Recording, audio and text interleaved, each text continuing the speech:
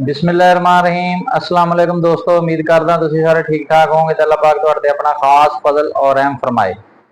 पाकिस्तान वाले और बाहर वाले मिठे खुश आमदीद। मैं तुहाडा अपना दोस्त शाहनवाज, तुसीं देखदे पे हो मेरा यूट्यूब चैनल SN व्लॉग। अज नवीं गड्डियां ते नवीं वीडियो लैके मैं अपने दोस्तों वास्ते आ गया वां। गड्डी दोस्तों तुसीं देख रहे हो हीनो SG। ये पाकिस्तानी गड्डी है, पाकिस्तान संभल गड्डी है, कोटे वाली नहीं गी ਜਿਹੜੀਆਂ ਬਾਹਰੋਂ ਇੰਪੋਰਟ ਹੋਈਆਂ ਹੁੰਦੀਆਂ ਉਹ ਗੱਡੀ ਨਹੀਂ। 2004 ਮਾਡਲ ਆ SG ਤੇ ਬੜੀ ਪਿਆਰੀ ਔਰ ਅੱਛੀ ਗੱਡੀ ਹੈ। 7 ਗੇਅਰ ਹੈ ਇਹਦਾ। ਇਹ ਆਇਲ ਟੈਂਕਰ ਆ। ਅਗਰ ਕਿਸੇ ਦੋਸਤ ਭਰਾ ਨੂੰ ਗੱਡੀ ਅੱਛੀ ਲੱਗੇ ਤੇ ਉਹ ਲੈ ਸਕਦਾ ਵਾ। 40,000 ਲੀਟਰ ਵਾਲਾ ਦੋਸਤੋ ਇਹਦੇ ਤੇ ਟੈਂਕ ਆ ਗੱਡੀ ਤੇ। 16 ਦੇ ਗਾਡਰ ਦੀ ਇਹਦੀ ਟਰਾਲੀ ਹੈ। बड़ी प्यारी साफ सुथरा गाडर है गड्डी का, किसी किस्म का कोई मसला मसैल नहीं। इंजन स्टैंडर्ड की आवाज़ आ, डब्बा भी गड्डी का बेदाग आ, कोई एक्सीडेंट वगैरह हो गया रिपेयर नहीं होया। बड़ी प्यारी और साफ सुथरी गड्डी है। इंजन गेयर ओके है। बाकी जिस दोस्त भरा ने लैनी कागजात भी गड्डी के क्लीयर आ, मौके ते गड्डी चैक करे तो फिर वो गड्डी की अगर उन्हें पसंद होवे तो डील कर लवे। वीडियो च कंडीशन गड्डी की तुसीं देखदे पे हो, टायर भी अच्छे है, गाडर साफ सुथरा वा, इंजन ओके है, हर चीज़ की गारंटी है, कागजात भी क्लीयर मिलणगे। काफ़ी सारे दोस्तों के मैसेज आ रहे थे यार कोई 14 व्हीलर गड्डी या टैंकर वाली गड्डी लैके आओ, अच्छी कंडीशन च होवे, पाकिस्तानी मॉडल होवे। तो दोस्तों गड्डी दी आ गई है। तुसीं अगर ये गड्डी लैनी है तो मेरे नाल राबता करके तुसीं ये गड्डी लै सकदे हो। गड्डी की डिमांड है दोस्तों 120 डिमांड है।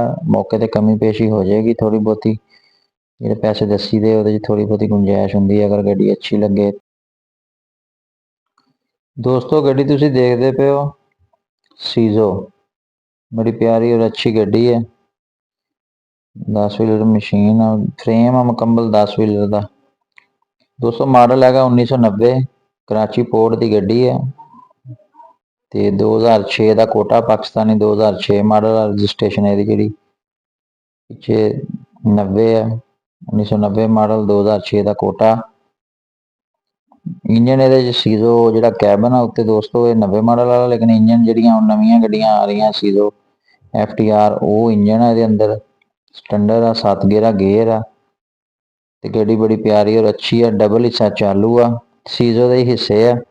फ्रेम दोस्तों यदा 3 पीस दे विच है गड्डी का ते गड्डी साफ सुथरी है, डब्बा भी इंजन गेयर ओके है, टायर भी गड्डी की अच्छी कंडीशन च, फ्रेम भी साफ सुथरा। अगर कोई दोस्त भरा लैके डंपर बनावे या ट्रक बाडी ते चलावे या किसी काम च भी वो इस्तेमाल कर सकते। 10 व्हीलर की मशीन भी बन सकती 22 व्हीलर ट्रेले वास्ते।